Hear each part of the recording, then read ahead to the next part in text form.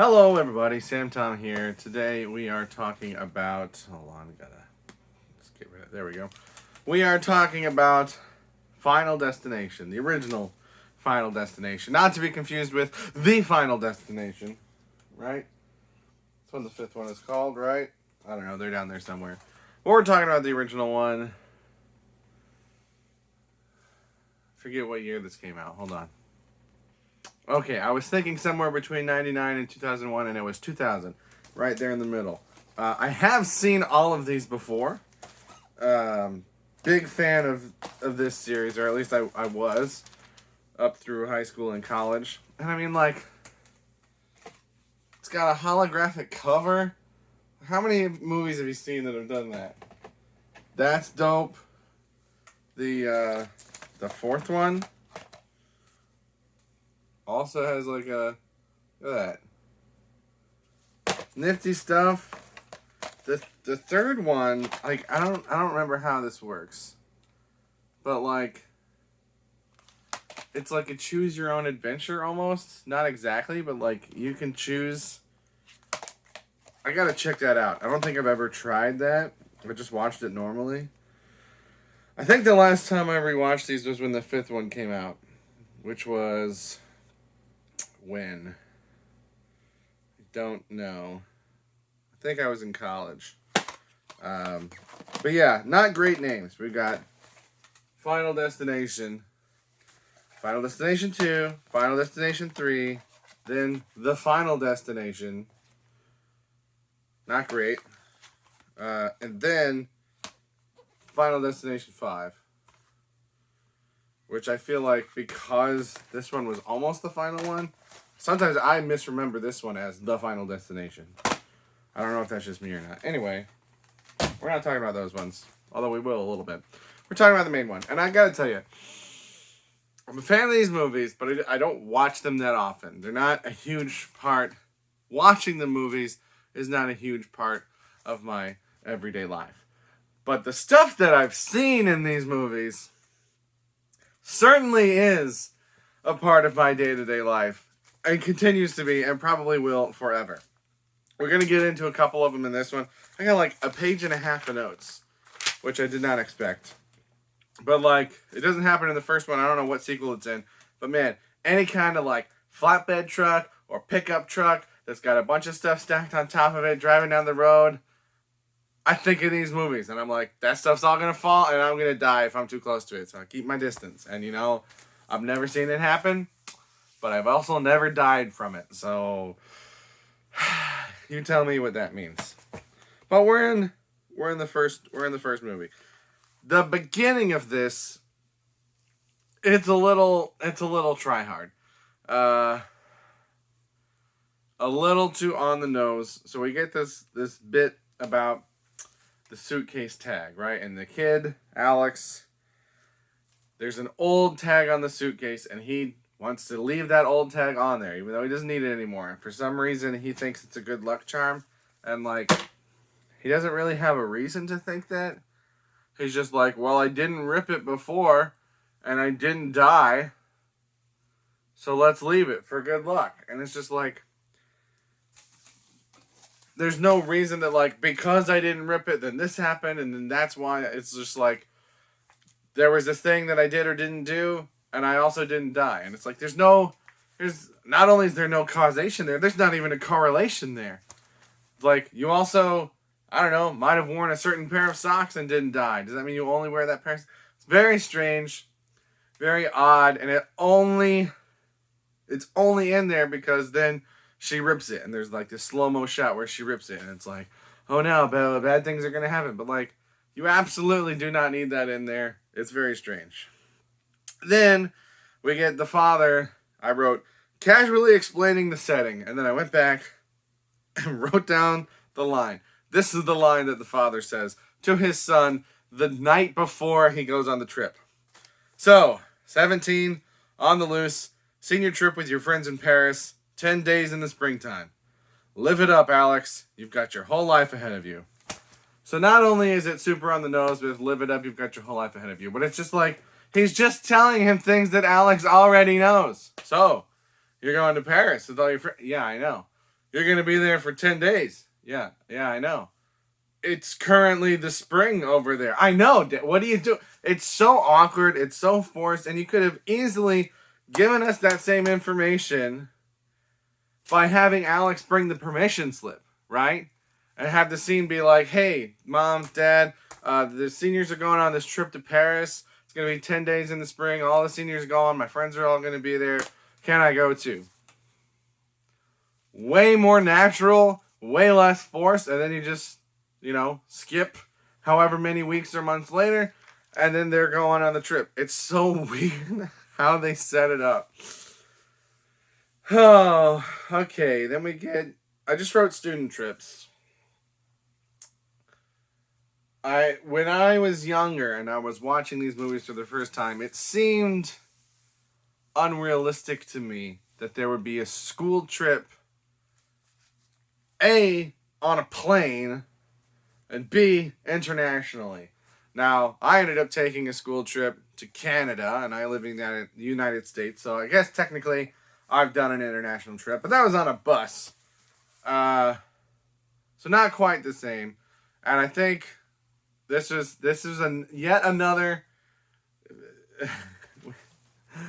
Popcorn Culture have bingo boards for their podcasts for all the things that they say over and over again. And if I had a bingo board, certainly a space on there would be talking about my older sister. This is yet another piece of pop culture that was introduced to me through my sister. And I feel like she explained to me that, like, they're just rich. They're just rich kids. It's a rich school. It's a rich town, so they can do things like fly. To me, that seemed beyond the scope of possibility. It seems less so now. It still seems odd. But I have been a teacher for 9 years. And my first job was at a school a couple hours outside of Chicago. And every year, the entire fine arts department. So I was music. I was choir. So the choir, me, being the choir, I'm saying this very strangely. Myself representing the choir, the band director representing the band, and the art teacher representing the visual art class, we took our seniors on a trip to Chicago every year. And we went in like 3 of those big, like 12 or 18 passenger vans. I don't remember how many they held, but like not a bus, but like not a minivan. And like, I was absolutely not prepared to drive this big van in downtown Chicago with students as part of my responsibility, but that was just expected as part of what I was going to do. And like, we never had any major problems or anything, but certainly my perspective on what is realistic or not realistic for a school trip has changed over the years. So when I first saw this, I was like, that wouldn't happen. There's no way that would happen. And now I think part of my brain is still stuck there because that was my initial impression.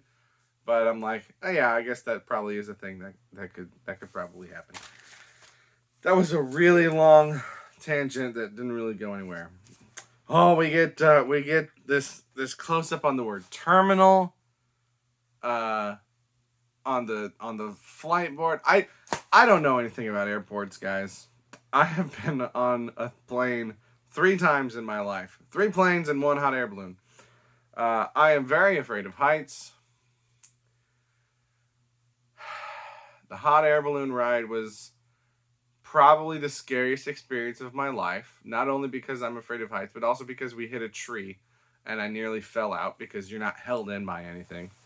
The first plane that I was in was flown by my uncle, who's a pilot.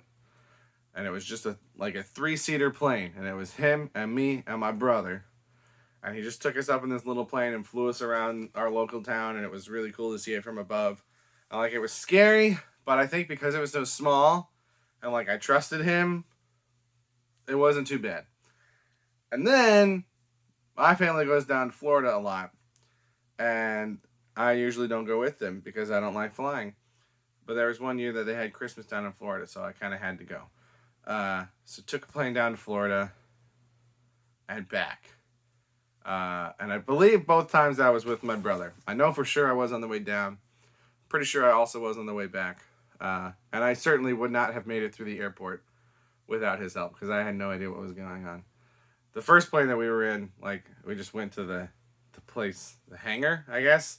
We didn't have to deal with airport stuff. We just went to where the plane was and he took us up. But I know nothing about airports or how any of that stuff works or what anything is called. But the board that shows all the flights and everything, they're telling you what terminal the plane is at. And it's a super close up on the word terminal. And I'm just like, this seems really dumb. But also, why are those called terminals? Because terminal means, like, something you're going to die from. Seems odd, but I'm sure there's a reason that they're called terminals. I'm doing way too long of tangents on things that don't nearly matter enough. There's a strange sound happening in this room, which normally wouldn't bother me, but I just finished this movie, and that's like the kind of thing that would happen in the movie. I wrote down no guys yelling. Oh, okay, so, as I said, it's been a while since I've watched these movies, but one thing I remember about the fifth one, spoiler alert if you haven't seen all of these, is that it's secretly a prequel.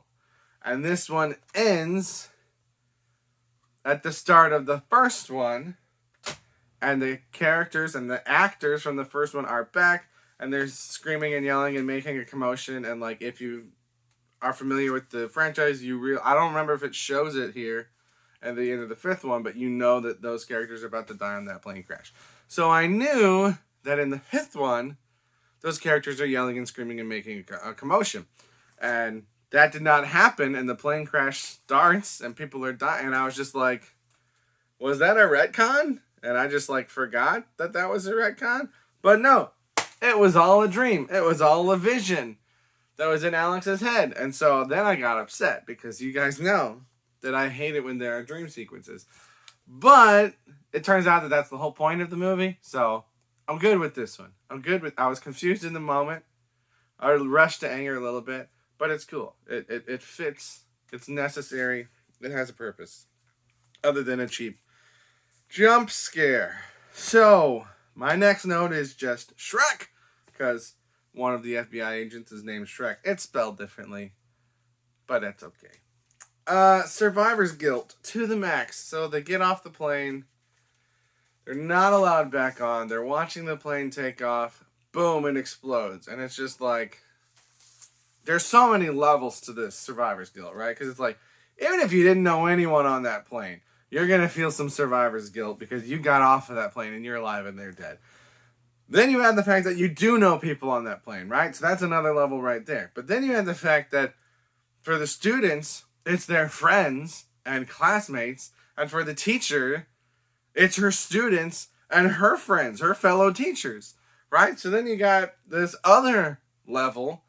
And then for some of them, like the teacher, she told that other teacher to get back on the plane, right? And the brother, Todd, he didn't tell his brother George to stay on, but like George told Todd to go off the plane. And it's just like, wow, I got off and he got on, or I got off and he stayed up. Like there's like 4 or 5 different levels of survivor's guilt happening in this scene.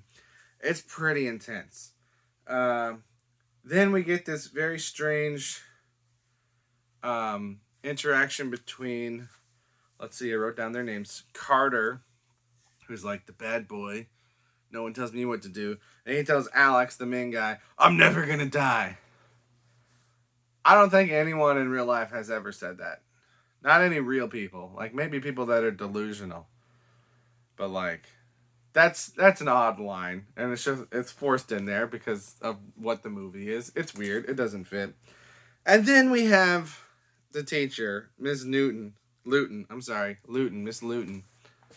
And at the memorial place or whatever, maybe it's later, I don't remember. But she tells Alex, don't talk to me, you scare the crap out of me, right? Some form of that.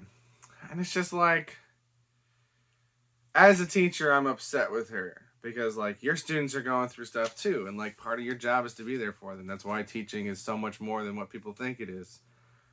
But it's like, I kind of like get that like you also need to take care of yourself, right? But I'm just like, just resign, right? If that's how you're gonna feel towards your students when they need you, you're not you're not ready to do what you need to do to be what you need to be. And like she is moving, so I guess she was. I don't know. Did she resign from the school, or is she just moving to another location in the same area? I don't know. But like that's what I did when I realized that I couldn't be for my students what they needed me to be. I resigned. Oh, what? I feel like I'm running out of time because I have alarms going off. I got other stuff to do. So I gotta get through this.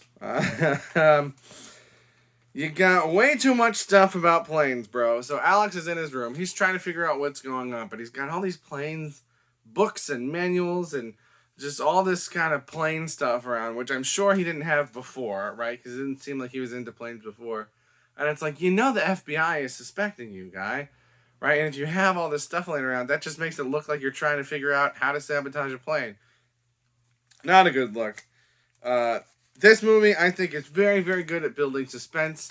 One of the other ways that this is part of my like everyday life is that anytime the concept of a Rube Goldberg machine comes up, I'm just like, like Final Destination, because that's not exactly what they are, but like the idea of one thing activating another thing, like that just shapes so much of my brain's perception of sequencing and things like that. I wrote supernatural water. So this was something that I remembered that it was the concept of like death itself is after them, but I did not remember that the movie was so, I don't know if blatant is the right word, but like so obvious about, yes, there's actually a form of physical involvement from death that is actively seeking these guys out. It's not just things that could be accidents. It is a malevolent force targeting them. It's less overt in all the other kills after Todd's death, but that kind of sets it up that like this isn't in their heads, right? It's really happening.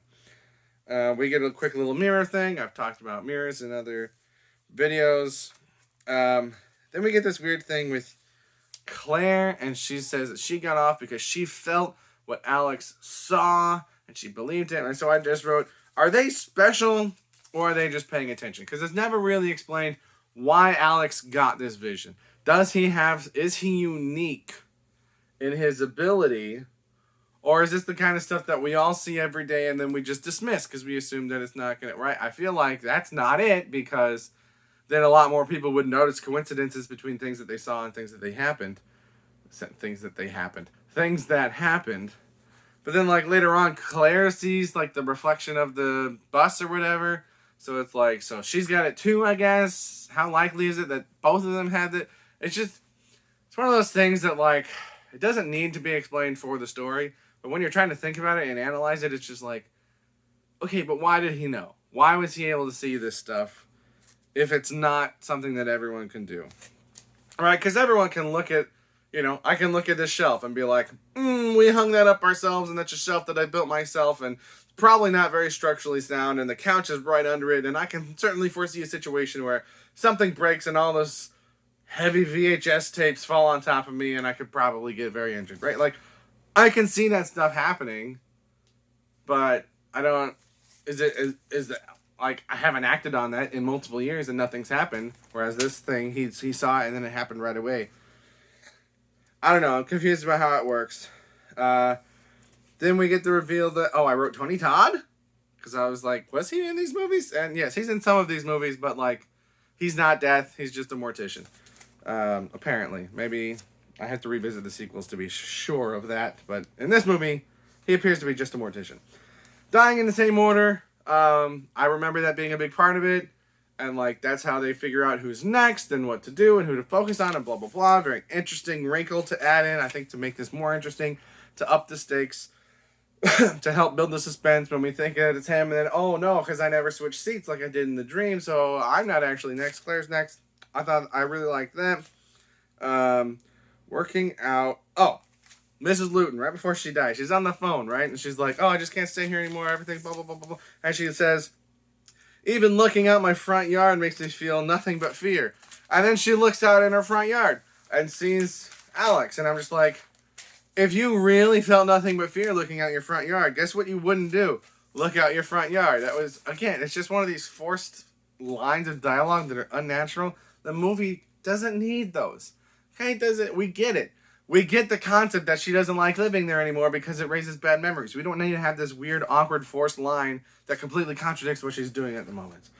Hot to cold. This is another thing that, like, affects me to this day. When I watched this movie as a child with my sister, I was confused about why the cup cracked. And my sister said it's because she had stuff that was very, very hot in the glass, and then she put ice in it and put stuff that was very, very cold in the glass, and that is what cracked the glass. And so, like, still to this day, I always make sure I don't do that. I don't even know if that's true or not. That really happens to things, but I don't ever do it. And even if I'm like, oh, you know what, for whatever reason, this thing that had hot stuff in it now needs to have cold stuff in it, nope, I'm just going to get a different thing because I don't want to do that because I don't want death to come kill me. Is that what that says? No. Oh, my DVD started skipping as I was watching this.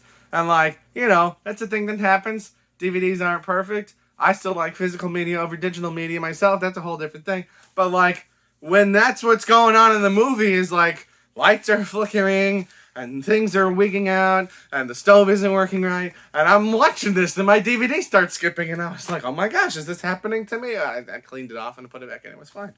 Why did she throw the water? So she pours the hot water into her thing. She looks at it, she screams, and she throws the water. And I rewound it a couple times to see if, like, there was that death shadow in there or whatever, like Todd saw. I couldn't see that.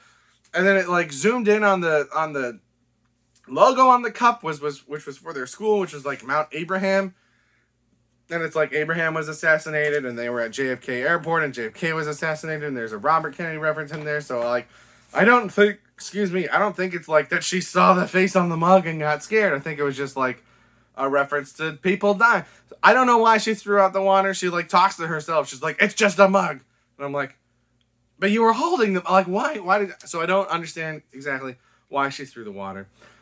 Trusting your life with duct tape. Alex is in Claire's dad's cabin, and he's trying to death-proof it by using duct tape. And, like, some of it, he's, like, going around and around and around. I'm like, yeah, that seems pretty secure. And then some of it, he just puts one line of duct tape and then just sticks it to the wall. And I'm like, there's nothing anchoring that there. All that stuff could still fall down. You should be better at this. You should know better than this. Duct tape is not going to save your life. All this stuff happens. Claire almost dies. Okay, he goes and he saves her from getting electrocuted. He gets electrocuted. He's there, unresponsive, not breathing. Cut to black. 6 months later. I'm sorry. What happened? Obviously, they resuscitated him somehow. But then 6 months go by.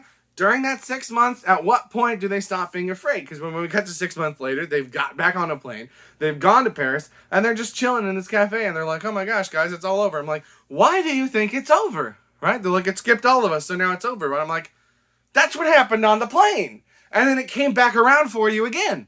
Why do they think that it's not going to come back around again? I cannot understand this. And how did they survive 6 months without stuff happening? Why? Because the first time it was, 40 days later? That's like a month and a week. Less, a month and 2 weeks, maybe. The death starts coming for them again. Why is it now waiting 6 months? Is it to lure them? Is death luring them into a false sense of security so that he can catch them off guard again? It seems very strange. It seems very lazy to have it. The ending totally kills this movie. I still really like the movie. It doesn't ruin it. It just totally kills the momentum that's been going up. I have no idea what's been going on in this 6 months. How much of that were they still trying to figure stuff out? Obviously, Alex hasn't let it go completely because he's got that flight, the seating chart with him, and he's still wondering about it. And they're like, "Oh, Alex, come on, let it go." And I'm like, when did we think it was okay to move on from this? I don't understand. And then obviously stuff keeps happening. So, what did I write? She has it now. So then Claire gets the vision of the bus, right, and yells at Alex to stop. So I was like, okay, so does she have the same gift, or is she just is her connection to him more powerful because they appear to be dating now? And then, okay, then what's his name? Carter, the jock bully guy or whatever. The sign is still swinging. It didn't fall. He saves Alex, and he goes, so who's next? And then he dies. And I'm like, you guys were just talking about the order. How could you not know that you're next? And even if somehow you didn't know that you were next, there's only 3 of you, and you're all right there. So there's a 50% chance that it's you, and even if it's not you, your focus should now be on Claire, not just standing in the middle where a sign just swung by. It's so stupid. It's such a bad ending. And there's all this talk in there about how no one had ever intervened with Alex's death, right? He's like, no one intervened with mine, so death didn't skip me. And that's why Carter's like, you're still next. And then it turned out that he was right. He was still next, unless it wasn't really because it was coming back to Carter again. But I was just like, you were dead, dude, and they resuscitated you. How is that not intervening? In what sense of the word did somebody not intervene to keep you from dying? That's absolutely what they did. That's what Claire did. That's what the paramedics did. That's what any EMTs did. That's what anybody in the hospital did. All those people intervened to keep you from dying. And for some reason, you don't think you're intervening. And you might be thinking, well, he means like more hands-on, like when he saved Carter from the car, right? He was physically pulling him out of the way of death. But that's not what happened on the plane. Alex didn't physically take anybody off, and the only people that were physically taken off were Alex and Carter. Everybody else got off of their own accord. Nobody brought them off. They got off, and then were just not allowed to get back on. So what does intervening mean? I don't know. I'm very confused. I got stuff to do, so I can't stand here and yell at you guys. I'm sorry. Let me know what your thoughts are on this movie. Obviously, I have very mixed emotions about it. Thank you very much for watching. Have a good day. Be safe. Don't get on any planes.